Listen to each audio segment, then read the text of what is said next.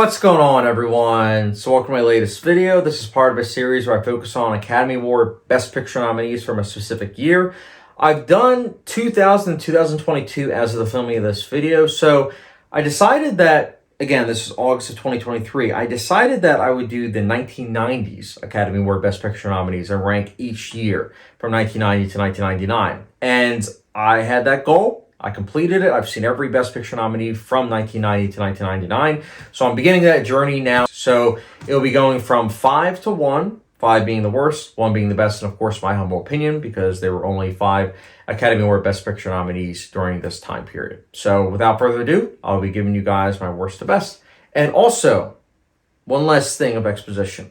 I'm very curious to hear your guys' thoughts in terms of the ranking down below. It's going to be different from mine because that's one of the nice things about film. It's subjective, and as is ranking. So guys, enough exposition.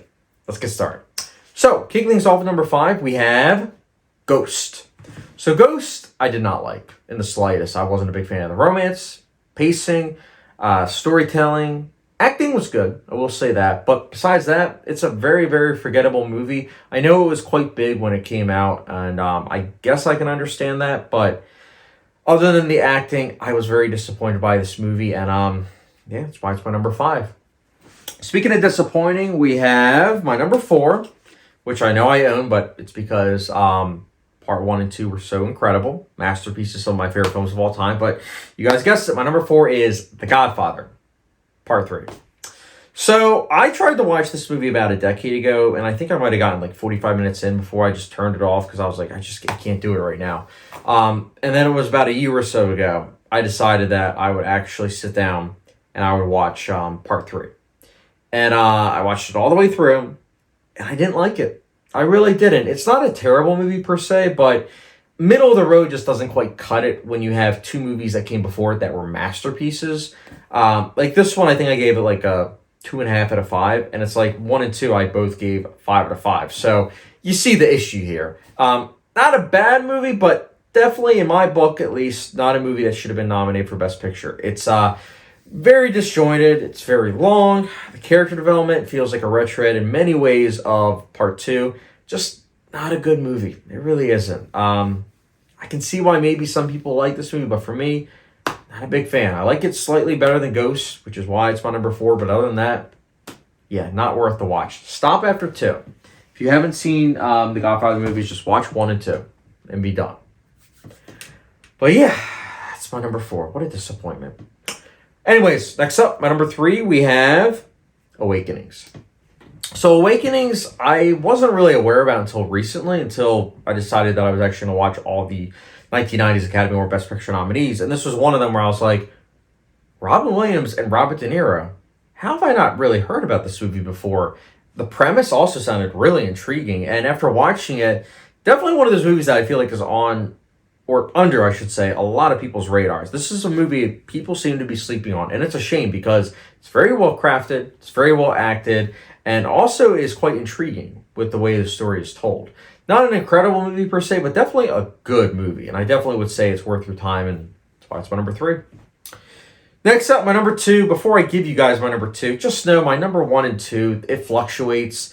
There are going to be some days where my number 1 will actually be my number 2. My number 2 will be my number 1. It doesn't really matter. And I know that's going to be a surprise to many because I know that this is considered one of the biggest upsets in Oscar history, but I don't see it. I see it as, we'll get into my thoughts of the 1990 Best Picture nominees as a whole at the end of this video. But my number 2 is Dancing with Wolves. Well crafted, important. I really like the themes and messages. I think, like I said, they're important. Really good performances. Love the score. The score is incredible, and I do think that the cinematography is just incredible as well. Problem is, it's overlong, and that really does affect the rewatchability value, as well as the pacing. I mean, holy cow. I still can't believe that there's an extended cut of this already 3-hour movie. Can I see why some people might not like this movie? Not really. I think that everyone should watch it at least once, which is why I'm not upset that it won Best Picture, which I know is going to be a hot take. But yeah, I like it. But here's the thing. My number 1, as of filming this video, I do like my number 1 a little bit better. And my number 1 is Goodfellas. Goodfellas is good. I don't love it the way a lot of people do. I don't. But I do think it's a good movie. It's very well crafted, and it's one of those situations too where this movie inspired so many other movies, and because of that, I respect it quite a bit. I really do. Boogie Nights is one of my all-time favorite films. We wouldn't have gotten Boogie Nights, I don't think, if it wasn't for Goodfellas. So again, I owe a lot to Goodfellas. I really do. It's a movie that I do own, but that's also because I love The Departed and I also love The Aviator. But I do like Goodfellas. I want to put that on the record before a lot of people are like, "You don't like Goodfellas."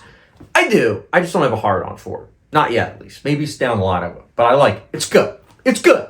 It puts the good in Goodfellas. It's not called Great Fellas. It's good fellas. It's good. That's just my opinion, man. But yeah, it's my number one. Like I said, as the film of this video, I do like it a little bit better than Dancing with Wolves. But again, that mindset fluctuates. Sometimes I'm like, hey, no, Dancing with Wolves is better. Whatever.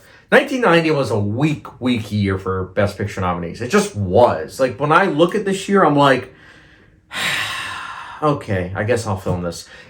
There's not really like a lot of like, oh wow, that was gee Whitaker. It's like wait until you get to the next year. Wait until you get to the next year. But anyways, guys, that is my 1990 Academy Award Best Picture nominees from worst to best in my humble opinion. Let me know your ranking down below, guys. And as always, don't forget the subscription, notification bell, follow me down on Letterboxd, and I will catch you guys later.